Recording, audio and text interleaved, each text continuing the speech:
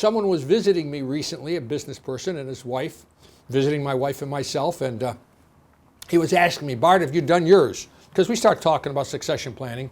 And I said, yes, I have. And he looked at me and he said, well, he says, I've got a problem. And I says, okay, what's your problem? And he says, well, he says, I can't talk to my mother. Now, this is a gentleman who's retired. And I said, your mother's still alive? He says, oh, yes, my mother and father are alive, but I'm no longer allowed to speak to them. I says, why?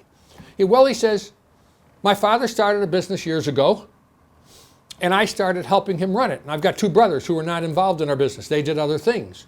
And over the years, my father and I worked out an arrangement because my father was basically retiring. And he says, I took over 55% of the business. I basically owned 55% of the company.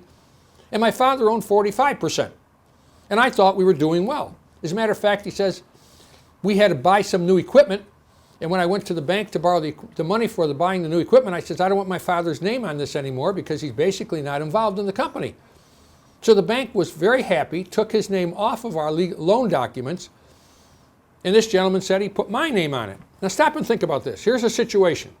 You got a nice little company, privately held company. The son's running the company. He owns about 55% of the company.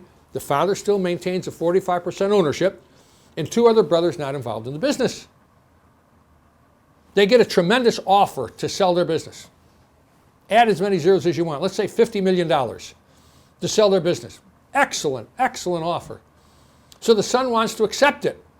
And he goes to the father and he says, Dad, we got this fantastic offer, $50 million. You'll get 45% of that, I'll get 55%. And the father said, no, you won't. He said, we're going to split it 4 ways. You're going to get 25%, your brothers are going to get 25%, and I'm going to get 25%. And of course, you can imagine what this gentleman said to me. He said, Bart, he said, we fought like crazy because I owned 55% of the company. I could not understand why I would have to give 50% of the company to my two brothers, 25% apiece, when they weren't involved in the business at all. And we're talking quite a bit of money. We're talking over $10 million. Okay? Matter of fact, with the two brothers, it's $25 million on a $50 million sale. He said he was fit to be tied. And then he had a big argument with his father. They ended up in court.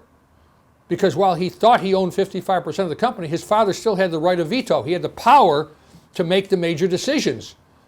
When he transferred stock to his son, he didn't do it right. The attorneys didn't handle it properly. And I'm not exaggerating. Major, major problem. They did not really understand the process of succession planning. Look again at slide number 4. It's a process whereby the owner or owners of a business create a procedure. Had they done this right and created a procedure, this one person who was running the company, the son who was running the company, would not have had this problem with his father and his brothers. He says as a result of the fight that they had, he can't speak to his father, his mother, his brothers. He said, I have no family anymore. So he was very concerned about me. He says, how have you done it? And I says, I've done it differently.